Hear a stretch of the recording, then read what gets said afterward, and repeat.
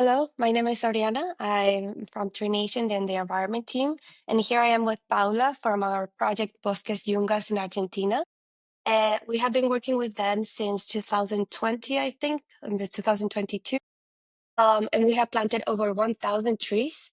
So Paula, I give the floor to you so you can explain a little bit to the audience, like why did you start in this path of reforestation? What motivated you to do this amazing project that you're doing right now in Tucumán in Argentina? Sure. Well, thank you very much for this opportunity today. It's lovely to be working with Tree Nations in such a long time. For us, it's a big honor. So, Bosque Yungas, maybe before would be great just to give a little bit overview of what we do, who we are. So, Bosque Yungas is a private, family-led initiative.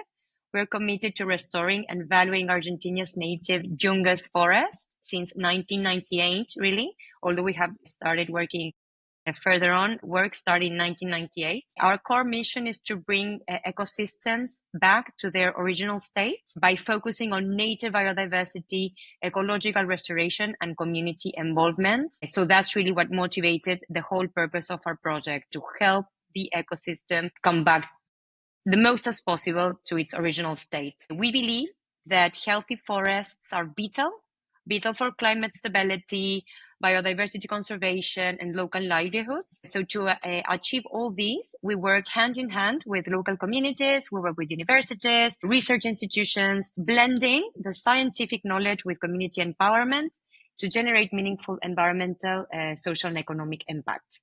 So our work, just to summarize it, is driven by the conviction that restoring native forests is essential, not only for biodiversity, but also for natural solutions to provide, natural solutions to climate change and ecological collapse. And can you tell me a little bit, like, for example, I was reading in your project page that this is a response to maybe an aggressive agriculture activity near or close by the Yungas Forest. Is this something that is still happening in Argentina right now? And it's something that you're fighting back with this project? Yes. Okay. So maybe our project is located in the northern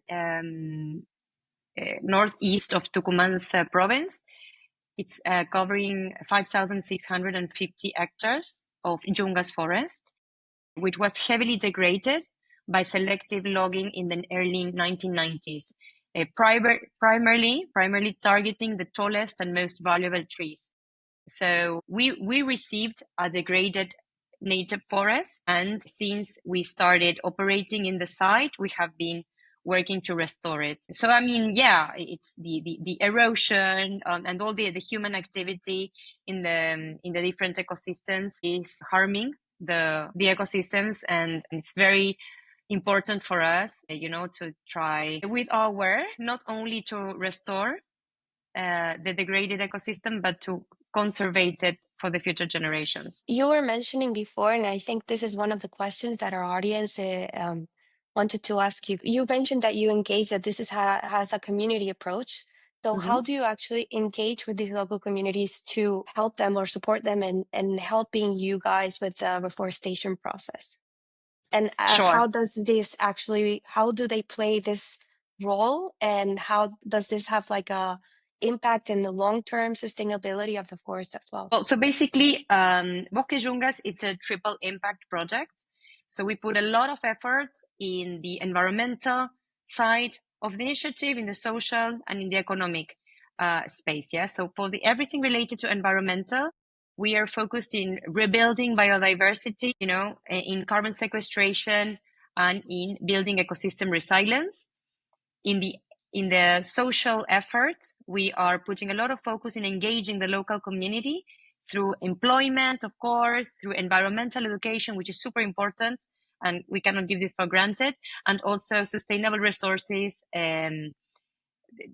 linked to many different initiatives. And then within the economic effort that we're pushing every day, we're fostering sustainable livelihoods, especially through the revalorization and sustainable harvesting of native species like the Solanum betacaum or chilto, which we have done hand in hand with Tree Nation to promote food sovereignty and local enterprise.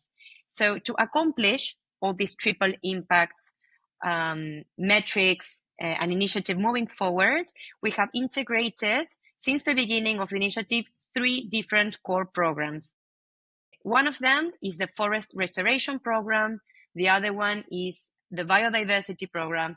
And the third one is the community engagement program. Okay, so everything related to forest restoration it's around focusing on planting native trees at densities of about 200 trees per hectare, monitoring their growth over 25 years, and gradually introducing understory species to enhance the structural complexity. We do this by planting chiltos. In terms of biodiversity, we're monitoring flora, fauna, and fungi, documenting species presence, including vulnerable and indigenous species, and building scientific knowledge to inform our restoration strategies. All these that I'm mentioning, we do it hand in hand with the local community. Of course, this is a team effort that we're pushing forward. And then in everything related community engagement, we work with local schools, local organizations to raise awareness about biodiversity importance, offering employment, and implementing educational workshops to foster a conservation mindset among the residents. Our project is not so much linked to planting trees, but it's more linked to restoring a degraded ecosystem. So planting trees is one of the things that is instrumental. It's instrumental to restoring the ecosystem, but it's a very long-term initiative, right? Restoring a degraded ecosystem might last more than 30 years. So it is a long commitment effort that we're doing, and that's why it's super important to work with the local community, because they are also the ones that are that know the ecosystem better, that they are directly benefiting from the ecosystem services that the forest provides every day, right? And something that you mentioned that reminded me of every time well, not every time, but you have posted a few things in our website as Mm-hmm. as an update that you take pictures of animals and local fauna that are going through the planting sites. And this is something that catches the attention of audience actually, because every time you see an animal, it means that the ecosystem is actually working, that the actions that you're making are being used not only by humans but also by the local fauna. Do you Yes. actually monitor this like more scientifically, I mean? Yes, totally. So one of the things that we do, we put a lot of effort in building and tracking all the metrics, the impact metrics year over year, and we put all that information in our annual reports. So the success of our project, it's linked to Tree Nation and others that help us to move this forward.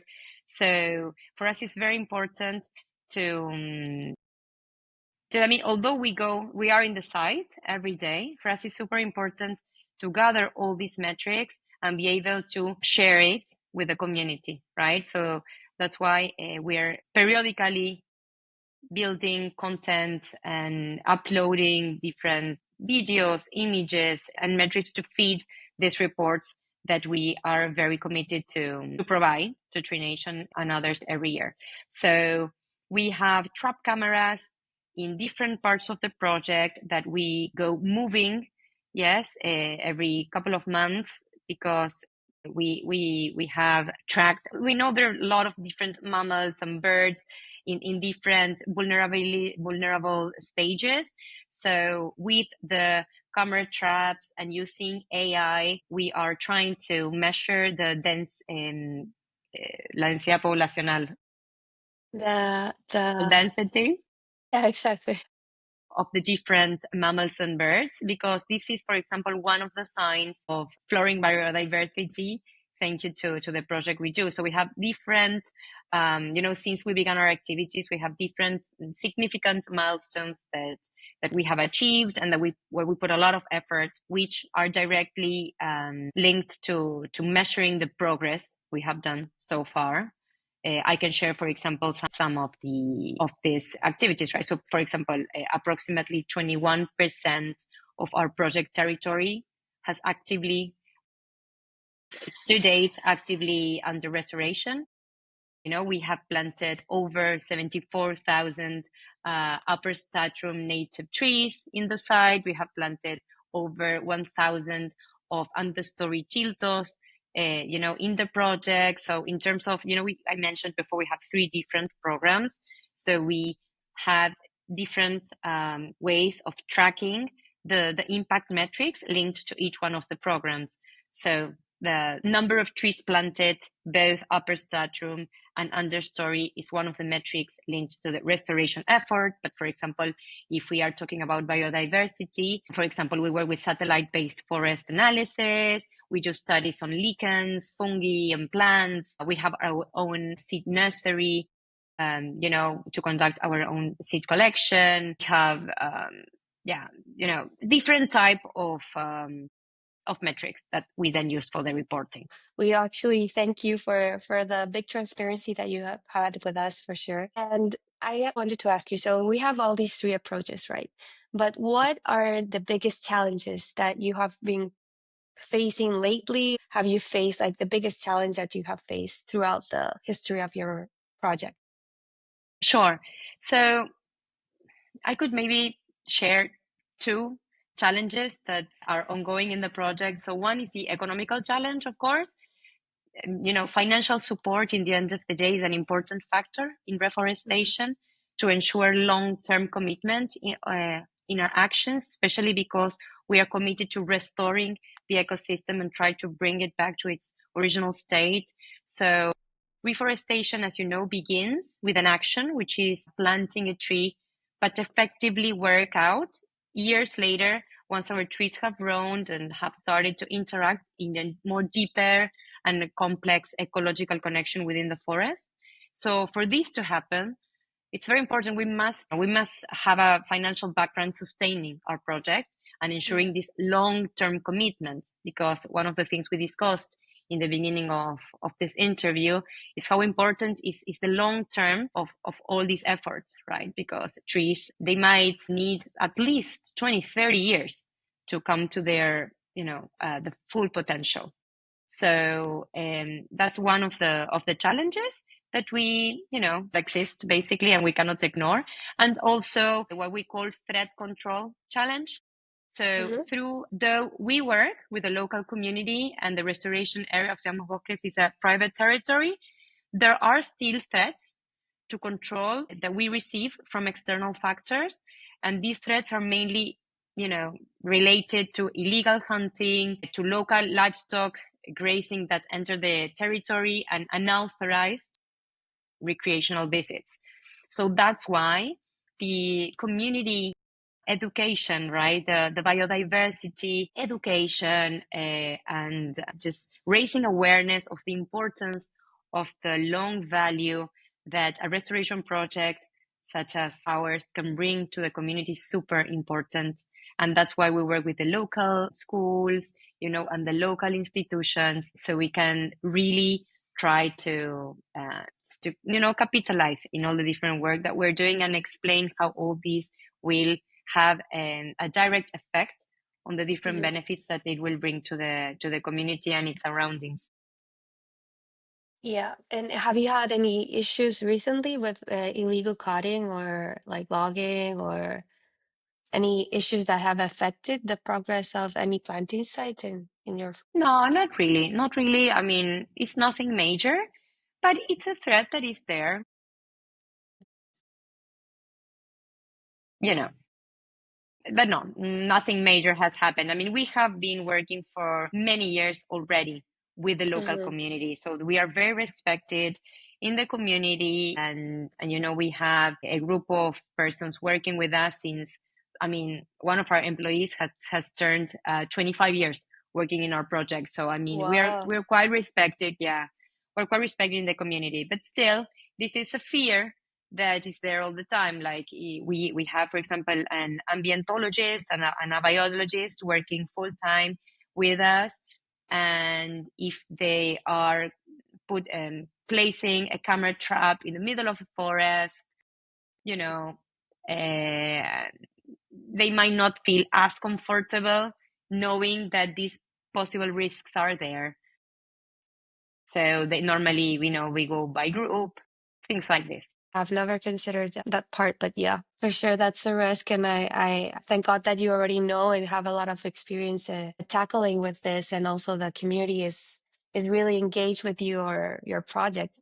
Very good to know that you're assessing all the risks. And we had another question from our communities. It was related to sustainability. I know you already talked a little bit about this and how you plan to maintain it long term, but what sort of strategies besides education do you use to make this process more sustainable in the long term? In terms of what? Sorry, I didn't get that question. I mean, like, do you have any specific strategies to keep the trees growing, keep the land as biodiverse as possible? Is there a specific method that you use to do this? Yeah. Yeah. So, well, maybe, as I shared before, we have 8 planting members in the team that live in the local community. They work in the forest every day, and they have diverse tasks related to conservation. There are many strategies to ensure the maintenance of the planting areas, but one of the most important maybe is to walk periodically every day in the planting sites and monitor the state of each tree. At the same time, maintaining the necessary space that each tree needs in the forest. It's very important to ensure the growth and avoid the competition from the rest of the jungle, yes? And this is impacting directly in the sustainability of the project. I mean, as I shared before, we are planting upper stratum trees. These trees will grow up to approximately 30 meters. These trees need a lot of space. So it's very important to plant every tree, with a certain distance to ensure the enrichment of the forest and to give each tree its own space. So this is, for example, one of the things that impact directly in the sustainability and the quality of the project, where we're putting a lot of emphasis. Also, the monitoring, yes, of every site, of the planting lots inside the site is instrumental, because this is how we can really make sure that the trees are growing as they should. If we identify any possible problematic, just to mitigate it on time, and also because it's part of our commitment to our clients, right? To gather all these metrics to put it in the annual reports. So in order to ensure the quality and the sustainability of the project, yes, I would say, just walking the lots periodically, just making sure that the monitoring is there in place. We have a commitment to monitor over 25 years after planting each one of the trees, just and also monitoring the biodiversity flourishing as a consequence of the activities that we have done in every one of the lots. Okay. Amazing, amazing. So, just a quick question from my side. Do you have any plans to expand or any future plans for your project this year or maybe the start of next year? Because we're right in the middle of this year already. Well, actually, we have still a lot of work to do. Our site is composed of more than 5,600 hectares. So far, we have planted only 25%. We have restored, over 21% of the territory, but we still have a lot of work to be done. So our aim, our vision is to restore the whole, and yes, of course, we would love to expand. There's a lot of land in the periphery of the project where we stand, but we're very still committed to restoring the 5,600 hectares where we are operating so far. A lot of work to be done, yes. For us, it has been in Tree Nations participation in moving forward our initiative has been instrumental for Bosques Yungas, because the over 1,000 chiltos that we have planted in the project so far had been possible thanks to Tree Nation. I mean, this is an initiative that we have done together and that we were not doing before. So in those sites where we restore planting the upper stratum native trees, after 5 years of intervening that land is when we come up again and where we enrich the understory with all these native trees such as chilto that are directly linked to the health security program that we're pushing as part of our social initiative. So it Oh, has been okay. very enriching for us. to work Oh, together. well, So thank you. that's really good to know. No, thank you for sharing. I've been working here for 2 years, and I didn't know that we were giving so much in that sense. You know, like having a lot of Yeah, influence. So that's amazing to be part of it. It it has feels really been good. great. It has been great, and it has helped us to also, it has helped us a lot to improve the quality of the different,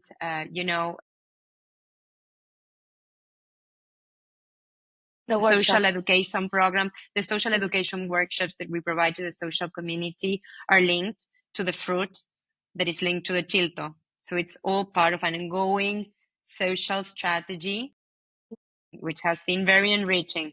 Yeah. Okay, wow. That's you don't know, you made my day saying that. Thank you so much for sharing. I don't know if you have any final comments that you want to make to our audience before closing. No, just thank you so much for the interest and the commitment of moving all these type of initiatives forward. They're very instrumental to preserving life on the planet, and it's great just to be part of this. Well, thank you for joining, and thank you for sharing this very comprehensive approach that you have to restoring the Yungas Forest. I think it's really important, and as you say, instrumental that we actually acknowledge that is not only going to be the effort of reforestation or restoration is planting a tree and just leaving it there, but there's a whole process that has to be integrated into it.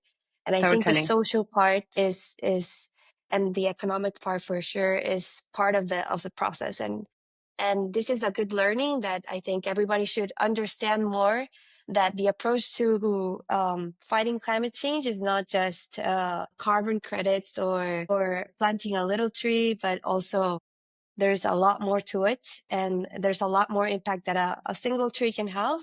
There's a lot of more Totally. impact that it can make. Yeah, if I may jump in 1 minute also Go for us, ahead. Yeah, sure, we sure. will always love to put a lot of emphasis in the same thing that we're saying. It's not just about climate change. It's as equal as important biodiversity collapse, right? Climate change might be maybe the sexy topic, but biodiversity collapse is huge and it's something that is happening. And this is where we, Bosques Yungas, put our focus in trying to restore ecosystems, help them come back to their original state so we can preserve this ecosystem for the future generations. So it's really mitigating biodiversity collapse.